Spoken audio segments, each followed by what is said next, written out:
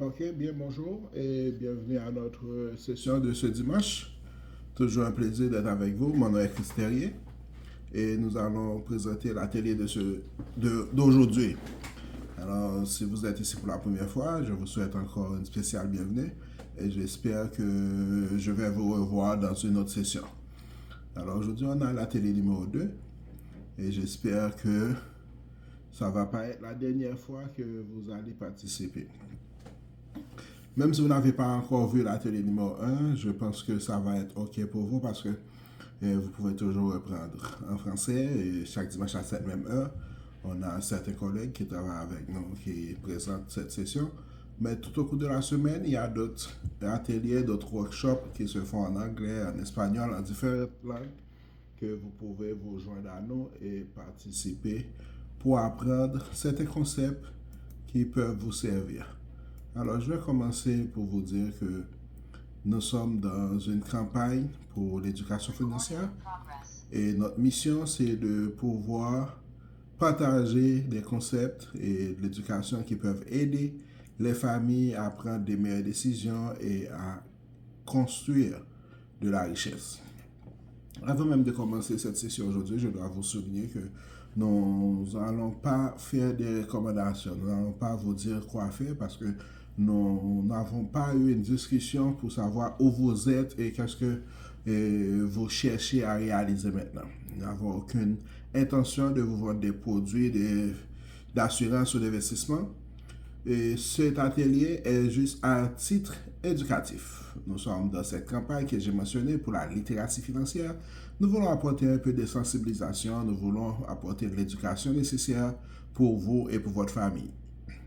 Je dois aussi souligner que vous n'allez pas tout apprendre dans une heure. On va seulement passer une heure ensemble, mais durant cette session, vous allez avoir au moins une idée, vous allez avoir certains outils, des concepts que vous pouvez appliquer aujourd'hui même qui vont vous aider à atteindre vos objectifs. Une autre chose, j'aimerais vous inviter à revenir, à participer dans plus d'autres sessions parce que c'est nécessaire pour vous d'approfondir votre connaissance par rapport à votre argent, par rapport au système financier canadien et américain. Alors, on aimerait aussi que vous puissiez inviter quelques personnes à prendre part et à bénéficier de cette campagne. J'aimerais vous demander de ne pas enregistrer une partie de cette présentation à d'autres fins. Nous voulons conserver l'intégrité de notre formation. Alors, nous sommes dans cette campagne 30 par 30, campagne pour l'éducation financière, parce qu'on a réalisé qu'il y a un grand besoin. L'éducation financière n'est pas juste une option, c'est une nécessité.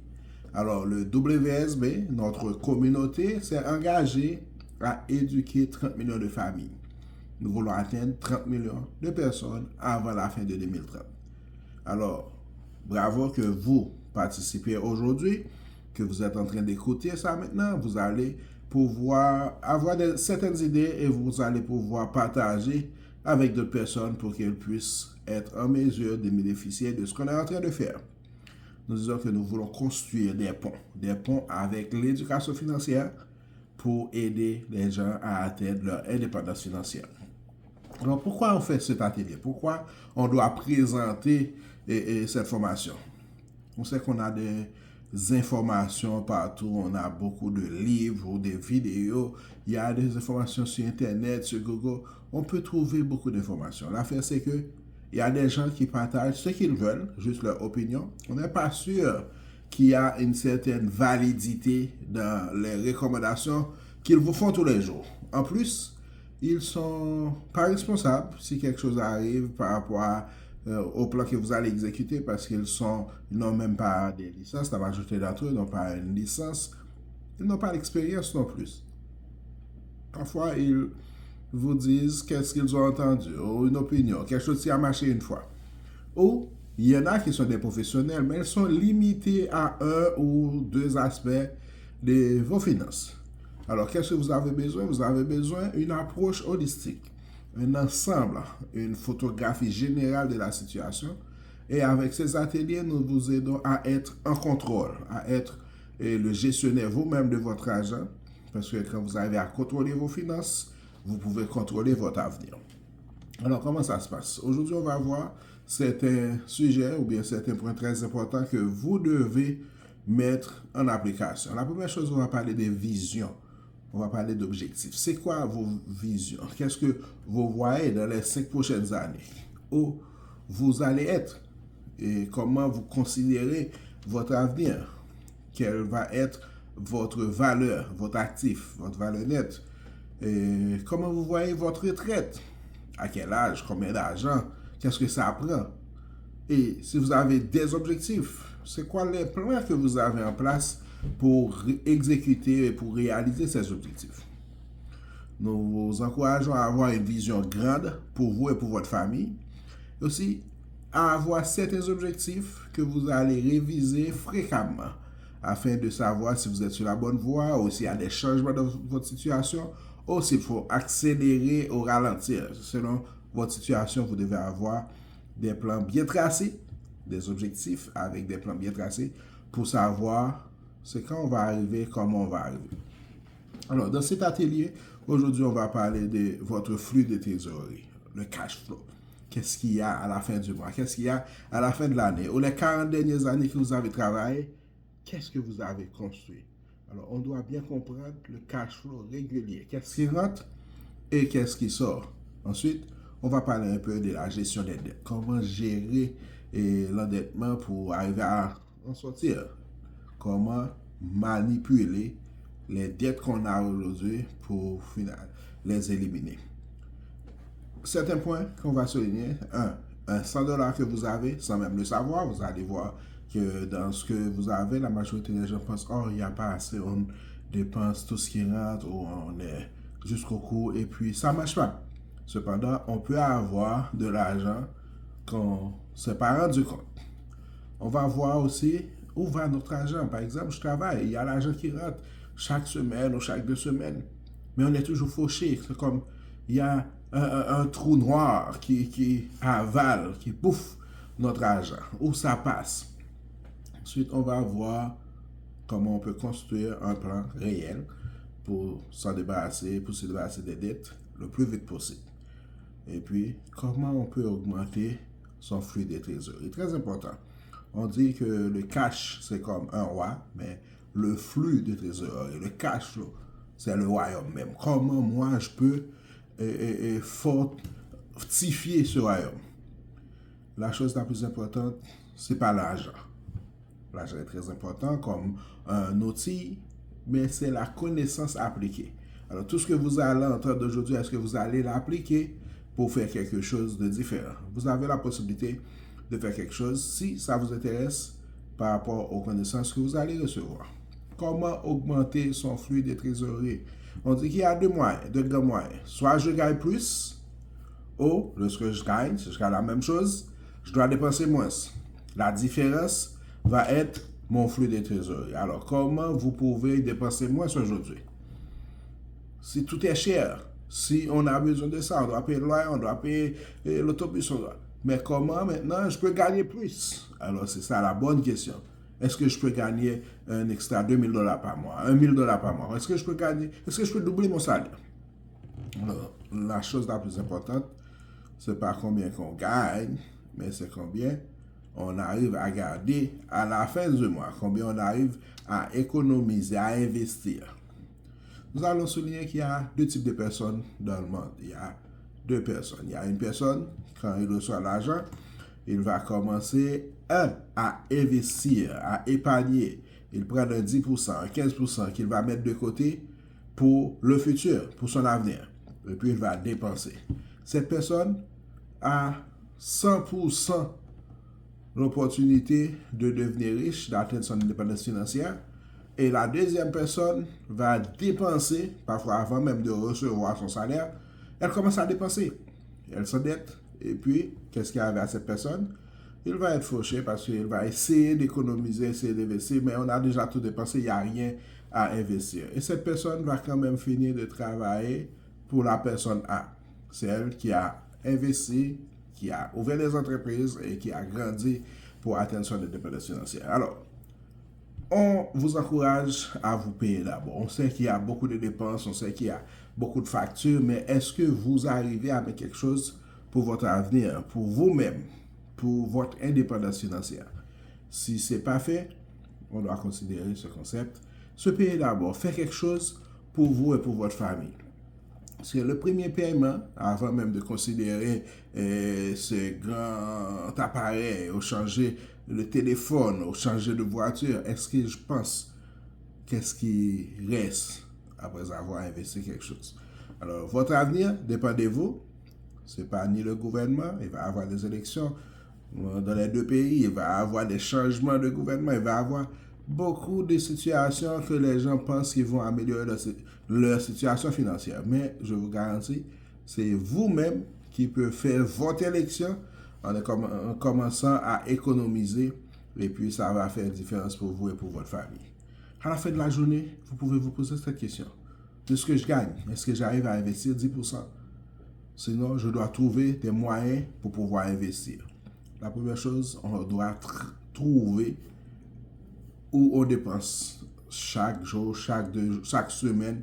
On doit tracer les dépenses de chaque dollar qui sort. On devrait pouvoir le suivre et savoir où on dépense. Par exemple, on est le 22 aujourd'hui. Dans les 3 dernières semaines, depuis le début du mois de septembre, est-ce que toutes nos dépenses font du sens? Ou on peut commencer à tracer aujourd'hui. Chaque dollar que vous allez dépenser, notez sur papier pour pouvoir suivre, que ce soit carte de débit, carte de crédit, ou des prêts, etc. Et puis, vous pouvez vous demander, quand vous payez avec la carte de crédit, est-ce que je pourrais rembourser ça totalement? Ou est-ce que je vais être obligé de payer des intérêts? Est-ce que j'ai dépensé mon argent sagement? Ou est-ce que j'ai fait des folies pendant ce mois? Ou est-ce que je fais des folies depuis le début de l'année? Comme ça, vous allez pouvoir vous rendre compte où va votre argent. La réalité, c'est que vous avez besoin d'avoir un plan, travailler avec un professionnel. Comme dans notre pratique en tant que professionnel, nous vous offrons cette possibilité d'avoir une stratégie de finances personnelles. On va s'asseoir ensemble, on va discuter c'est quoi vos objectifs à court terme, c'est quoi vos objectifs à moyen terme, c'est quoi vos objectifs à long terme. Peut-être ça vous n'arrive pas d'avoir sur papier des objectifs. Parce que la première chose, vous devez avoir une vision et des objectifs calculables qui, selon un temps, est-ce que ça va se faire dans les 12 prochains mois à court terme ou dans les 5 prochaines années à moyen terme, ou ça va prendre plus que 5, 10, 15, 20 ans à long terme. Et puis, savoir combien ça va coûter, une valeur en argent, et puis un délai quand je vais réaliser cet objectif. Comme ça, avec le support de professionnels comme nous autres, nous travaillons avec vous pour trouver la meilleure stratégie pour réaliser ces objectifs et on vous aide à réévaluer de temps en temps où ça va et puis où on est. S'il doit faire des changements et puis on met ensemble un plan pour arriver. Peut-être on doit voir est-ce qu'il y a d'autres moyens de faire des économies. Il n'y a pas de petite économie. Chaque 10 dollars économisés peut vous aider à créer de la richesse. On peut mettre des plans de contribution continue, on fait des plans où on peut suivre les traces de nos dépenses et réévaluer les dépenses. Par exemple, on va voir certaines options aujourd'hui, je vais vous mentionner une vingtaine d'entre elles qui peuvent vous aider à économiser. Ça peut arriver, ce n'est pas votre cas, mais pour quelqu'un, les gens ordinaires, les gens qu'on rencontre tous les jours, il y a au moins 5-6 de ces options qui s'appliquent à elles et ces gens arrivent à économiser parfois 200, 300, 500, même 1000 dollars par mois selon leur situation juste en utilisant ces options. La première chose qu'on regarde, c'est vous avez un paye chaque 2 semaines. Vous avez un chèque que vous recevez chaque semaine, chaque 2 semaines ou chaque mois, comme on vous paye. Et vous devez remarquer qu'il y a un prélèvement à la base qu'on fait pour les impôts. Les ressources humaines prélèvent une partie selon leur calcul pour faire une avance pour vos impôts sur vos revenus. Alors, si ça arrive dans votre cas, vous réalisez que à la fin de l'année prochaine ou bien l'année dernière, vous avez reçu des remboursements d'impôts, ça veut dire que vous avez trop payé. Pourquoi je dois trop payer? j'ai besoin de mon argent, je ne vais pas trop payer. Alors, vous pouvez aller aux ressources humaines, demander de réduire les prélèvements, comme ça, vous aurez un autre 50 ou 100 dollars, parfois 200 dollars de plus qui reste dans le mois. Ça dépend de votre situation. Si vous avez un job, ça peut être une option. On peut aussi contrôler la température dans la maison ou dans votre voiture aussi. Parfois, on va augmenter la température quand c'est froid. On va descendre quand c'est chaud. On joue avec l'air conditionné. Le thermostat varie tellement et ça augmente les factures en électricité. On a aussi besoin de voir les services comme les câbles, les satellites. Parfois, on paye des options en trop. On n'a même pas besoin et ça coûte de l'argent pour rien.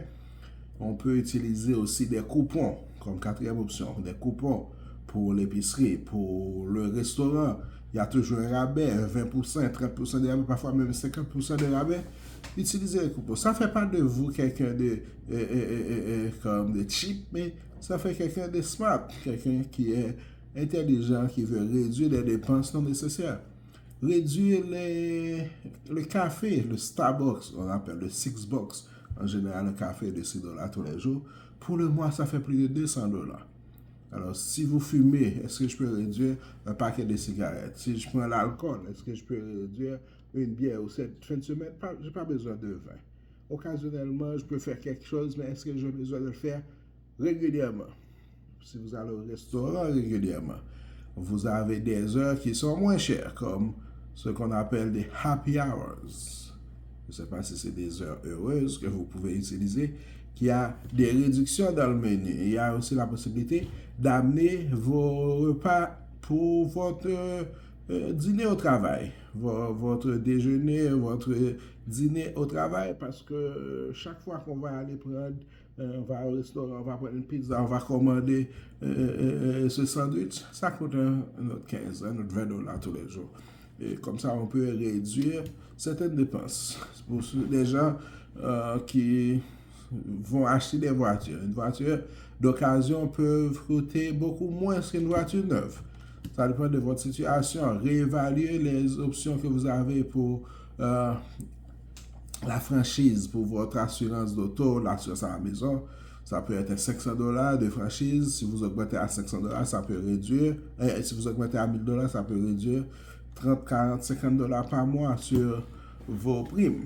Vous avez aussi la possibilité pour certains déplacements de faire le covoiturage. Certains déplacements, le transport public peut vous aider. Certains déplacements, vous pouvez même prendre votre vélo. Comme ça, on réduit les dépenses en essence et de transportation. Aussi, réduire les services que vous n'utilisez pas dans votre téléphone. Je connais des gens qui ont 200 000 gigas d'internet, j'ai les plans supérieurs, mais vous n'utilisez même pas 15 minutes. Personne n'appelle vraiment, personne à la vérité.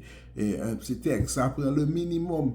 Et puis, ça prend aussi beaucoup de temps de nos téléphones avec les réseaux sociaux qu'on perd beaucoup de temps. Le temps et l'argent des ressources qu'on peut réduire et le gaspillage en réduisant ces plans. On a la possibilité comme dose, on peut parler. Presque tout le monde a un téléphone cellulaire. Tout le monde a un téléphone mobile. Et puis, il y a encore le téléphone à la maison qu'on n'utilise même pas. Vous n'utilisez pas, vous ne faites que payer par mois, même si c'est juste un 29 dollars ou 19,95 $. C'est des dépenses qui sont pas nécessaires. Il y a des gens qui aiment jouer des jeux vidéo en ligne. Il y a des jeux qui sont payants, mais il y a tellement de jeux gratuits. On n'a pas toujours besoin d'investir ou de dépenser de l'argent dans ça. On peut éliminer certains abonnements qu'on a, certaines inscriptions en ligne, des journaux, des choses qu'on n'utilise pas, qui se renouvellent automatiques. Le gymnase, qu'on a un abonnement, on ne va presque pas. On a beaucoup d'autres options de faire des exercices, prendre votre vélo, aller au parc, faire du soccer en plein air, il fait encore beau, avant l'hiver bien sûr. Il y a des options comme une assurance de décès accidentel, démembrement et décès accidentel. C'est une assurance, tout le monde, oh oui, c'est un bon produit, comme agent d'assurance, je vous dis, vous avez besoin des assurances. Mais ce produit-là n'a pas vraiment de grande valeur parce qu'on peut l'avoir et ne jamais bénéficier de l'avantage que ça offre parce qu'il y a tellement de conditions dedans. On va, en général, que les banques qui vendent ça, on vous dit, juste à $25, vous avez 200 000 $. Et puis, vous pensez que vous avez une assurance vie, cependant, vous avez juste une assurance de décès accidentel. Vous pouvez mourir 10, 50 fois et ne pas mourir par accident. Alors, si on est dans le besoin de réduire les dépenses, c'est une option à réduire. Réduire les achats, surtout les achats émotionnels, les achats de vêtements, achats de jouets, un nouveau computer, une nouvelle tablette pour les enfants, d'autres crédits qu'on fait sur les électroménagers, des choses qu'on va financer à payer avec des intérêts, des petits travaux de la maison que vous pouvez faire au lieu de payer quelqu'un pour faire, quelqu'un coupe le gazon pour $80. Si vous faites ça 2 fois par mois, vous économisez $160. Alors, vous avez la possibilité de réduire ces dépenses. Un petit ménage vous-même, laver votre voiture, éviter les dépenses bancaires comme les services d'ATM, réduire les dépenses que vous avez comme les frais de non-suffisance de fonds, un $45 ici, un $48 là-bas. Vous avez la possibilité de contrôler vos dépenses et voir comment vous pouvez vous-même augmenter votre flux de trésorerie. La possibilité qui est là est vaste. J'ai parlé de 22, 23 différentes options que au moins l'une d'entre elles peuvent s'appliquer à vos 2-3 d'entre elles et vous allez pouvoir économiser $100. Si vous faites cet exercice vous-même, si vous avez besoin d'aide, prenez le temps, rentrez en contact avec nous, la personne qui vous a invité, et puis on va voir les différentes dépenses, où va votre argent, et puis on peut voir comment on peut vous aider à économiser ces $100, ces $200, ces $300 qui peuvent vous aider à construire votre indépendance financière. La réalité, c'est que beaucoup d'entre nous, on doit apprendre à différencier ce qui est un besoin et ce qui est juste un désir. Si on parle d'augmenter son flux de trésorerie, avoir plus d'argent, augmenter son cash flow, on doit bien comprendre, on doit aussi prendre la décision pour savoir c'est quoi les options, c'est quoi les désirs et c'est quoi un besoin. Alors, ainsi, on peut arriver à libérer ces $100, ces $200, soit pour investir pour l'avenir ou soit pour payer nos dettes. Si on prend en considération qu'est-ce que ça coûte gaspiller $6,60 par jour dans ce café ou dans une bière, $6,60 par jour fait environ $200 par mois. Imaginez que je n'ai pas gaspillé ces $6,60, j'ai décidé d'investir pendant 10 ans, quelque part que je vais gagner 10%. Ces $6,60 vont me rapporter presque $40 000 10 ans plus tard. Mais j'ai déjà gaspillé, je n'ai pas fait $40 000. Qu'est-ce que je peux faire avec $40 000? Payer 4 ans d'études pour mes enfants, payer down payment, acheter une nouvelle voiture cash, où je n'ai pas besoin de payer des mensualités. J'ai la possibilité, 20 ans plus tard, d'avoir plus de $140 000. Avec ces mêmes $6,60 qu'on a gaspillé régulièrement, ça pourrait me donner plus de $400 000, presque un demi-million de dollars 30 ans plus tard. Mais qu'est-ce qui est arrivé? Non, on a juste gaspillé. Parce qu'on n'a pas bien compris que le cash flow, c'est une décision, on doit avoir le contrôle. Je ne vais pas penser à ce que mon voisin va dire, le fait que je ne vais pas au Starbucks aujourd'hui, ou je ne vais pas payer une bière comme eux peuvent. Il y a des gens, leur vie est différente de votre vie. Vous n'avez pas le devoir de pressionner des gens. Vous avez le devoir de pressionner vos poches et votre cash flow. Alors, impressionnez l'avenir de vos enfants. Quand on parle de $6,60, vous vous demandez, mais qu'est-ce que je peux investir? Qu'est-ce que ça peut faire $6,60? Ah, juste une bière, ah, juste un café. Mais dans le long terme, ça peut être presque un demi-million. Si vous voulez bien, quelqu'un qui a déjà vu l'atelier 1, on peut se rappeler dans l'atelier 1 la responsabilité des objectifs qu'on a posés et puis qu'on doit réaliser. Alors, s'il n'y a rien de gratuit dans le monde, si je veux réaliser ces objectifs, je dois sacrifier certaines choses.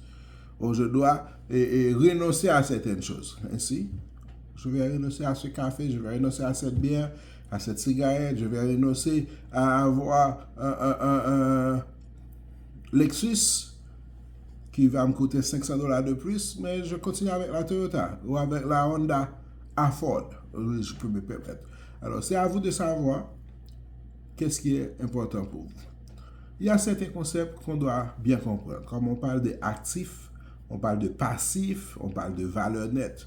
Si vous voulez gagner le jeu de l'argent, ce n'est pas un jeu, c'est quelque chose de sérieux, mais si on veut gagner dans ce système, on doit bien comprendre les règles et le langage de ce jeu. Si l'argent était un jeu, beaucoup de gens allaient perdre parce qu'ils n'arrivent pas à comprendre les règles, ils n'arrivent pas à comprendre le langage des jeux. C'est comme quand je joue au domino. Quelqu'un qui ne comprend pas les jeux de domino, cette personne va poser des morceaux qui ne vont pas ensemble. Et puis, cette personne va perdre. On va rire, on va s'amuser. Mais dans l'argent, il y a aussi la banque qui rit de vous quand vous prenez des décisions non éclairées avec votre argent et puis vous êtes en train de perdre. Maintenant, comment je peux gagner ce jeu de l'argent? Je dois bien comprendre les thèmes, je dois bien comprendre les règles, je dois bien comprendre le langage. Je parle d'actifs. C'est quoi les actifs? Les actifs sont quelque chose qui ont une valeur monétaire. Les actifs, c'est quelque chose qui peuvent me donner de l'argent, ou bien qui ont une valeur. Si je vends, ou bien ça peut me rapporter de l'argent. Et puis on parle de passifs. C'est quoi les passifs? C'est quelque chose qui réclame, qui vous font payer, qui prennent de votre argent. Passif, c'est toutes les dettes, des choses qui vont vous coûter. Et puis, valeur nette, c'est la différence entre les actifs. Qu'on va enlever les passifs, ça me donne la valeur nette. On peut avoir une valeur nette négative, on peut avoir une valeur nette positive. Alors, selon votre situation, vous savez, c'est quoi votre valeur nette? Si on veut parler de des thèmes simples, comme Robert Kiyosaki a résumé, je vous dis, les actifs, c'est quelque chose qui met de l'argent dans vos poches. Les actifs vous donnent de l'argent. Les passifs vous prennent de l'argent. Les passifs vous font payer. Et il y a des gens qui comprennent bien c'est quoi les actifs et c'est quoi les passifs. Et ces gens, qu'est-ce qu'ils font? Ils vont investir dans les actifs. Ils deviennent riches parce qu'ils comprennent les règles du jeu. Ils comprennent le langage du jeu. Mais la classe moyenne, ils vont investir dans des passifs. Mais eux, ils pensent que c'est des actifs. Ils continuent à s'enfoncer dans le trou avec une certaine lueur de création. Et c'est ce qu'on appelle une utopie financière. Alors, vous avez la possibilité de bien comprendre. Si on parle de actifs, est-ce que ça me rapporte? Alors, la question, si j'achète une nouvelle voiture de luxe, est-ce que c'est un actif?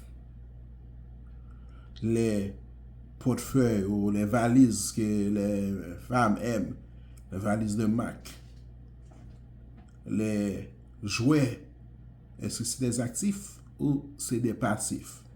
Quelqu'un va me dire, ah oui, j'ai une nouvelle Lamborghini, c'est un actif. Mais si je dois payer régulièrement, et je dois payer pour l'assurance, je dois payer même le parking, je dois payer, c'est comme cette chose me fait dépenser tellement, ça ne me rapporte pas plus que ce que je dépense. Je peux avoir une nouvelle maison et c'est un passif. Bien qu'on dise on va investir dans l'immobilier pour créer de la richesse. Mais pour le temps que j'ai encore une hypothèque, des assurances, toutes ces dépenses-là, même si c'est en location, si je débourse plus que ce que je rentre, pour le moment, c'est un passif. Alors, je dois voir dans combien de temps ça peut se transformer en actif. Est-ce que je dois vivre pendant 30 ans à payer pour quelque chose avant d'avoir un petit peu d'espoir que ça va se transformer? Alors, si on comprend bien le langage, on va agir différemment. Nous disons, est-ce qu'on peut réduire nos passifs et éliminer nos dettes? Parce que les dettes, c'est des passifs, évidents, où on paie des intérêts tout le temps pour le coût de cette dette. Alors, c'est écrit avec engagement, avec discipline, on peut sortir des dettes, on peut se libérer et changer sa situation. Alors, une chose qu'on peut faire, on peut tracer un tableau de voir quels sont nos actifs et quels sont nos passifs. Et puis, avoir la différence pour savoir où on se trouve. Alors, on va dire tous les actifs, qu'est-ce qu'on a, comme si vous avez une maison, la valeur nette de cette maison, si vous avez des investissements, des fonds communs de placement, des bons, des actions, et l'argent à la banque, des épargnes, ce qu'il y a dans votre compte chèque, tout ce qu'on a laissé, tous vos investissements, tout ce qui a des valeurs positives, les actifs, on va les additionner. Et puis on va voir est-ce que ça me rapporte, combien c'est sa valeur, avec quelle compagnie qu'on a, c'est où. Et puis comme ça on peut tracer tous nos actifs. Ensuite, on va mettre de côté tous les passifs, tout ce qui a de dette. Vous avez une hypothèque, vous avez des prêts d'auto, vous avez aussi des cartes de crédit, vous avez peut-être des lignes de crédit, vous avez des prêts étudiants, tout ce qu'on a de passif, on paye des intérêts, on doit rembourser. Toutes ces dettes, on va les additionner et savoir à qui appartient, à quelle banque, à quelle institution financière, c'est quoi la valeur, combien on doit payer pour finaliser ça, dans combien de temps. Comme ça, on sait qu'est-ce qu'il y a de passif. Et à la fin du mois, quand on parle de cash flow, votre flux de trésorerie mensuel, c'est la différence entre tout ce qui rentre et tout ce qui sort. Ou vice-versa.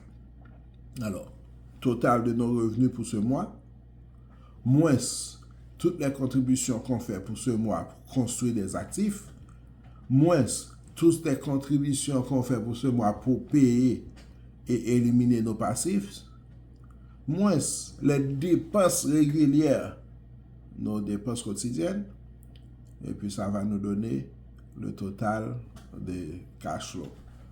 Si vous faites ça, vous-même peut-être vous pouvez être biaisé. Travailler avec quelqu'un, c'est comme un troisième œil qu'on appelle ça, qui peut vous aider à rester objectif et à voir avec vous où vous êtes et c'est quoi votre cash flow actuel. On vous dit de rencontrer un d'entre nous pour travailler sur votre stratégie de finances personnelles afin d'avoir une bonne idée. Nous savons que nous, en tant qu'humains, nous sommes des créateurs d'habitudes. Vous allez accepter qu'on crée des habitudes. Tout ce qu'on fait, on le fait tous les jours de la même façon. Comme si on décide de fermer nos mains, comme ça on va les croiser. Le doigt qui va être en haut, comme le pouce gauche dans ce cas, tombe en haut. Même si je ferme les yeux, ça va aller la même chose. Je vais le faire et ça va rentrer.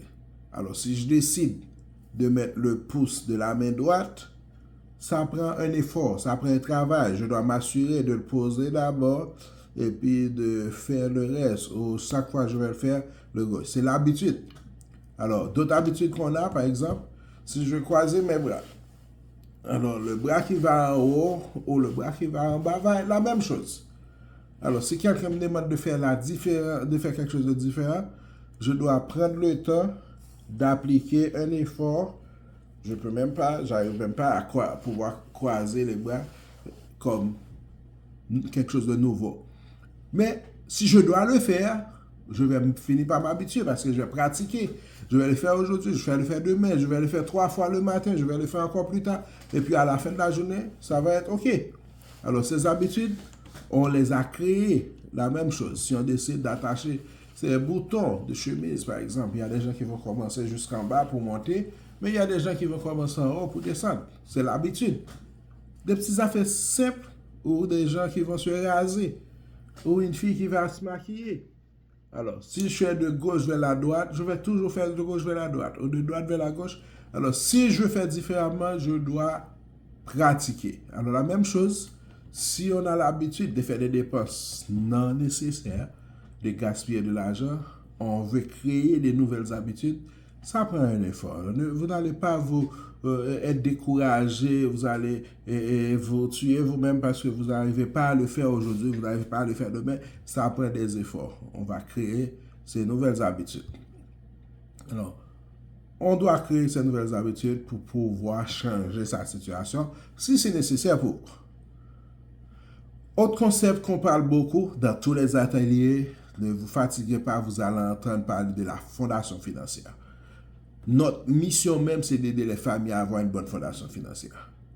C'est comme quand on construit une maison, on dit qu'on doit commencer avec une fondation solide. Alors,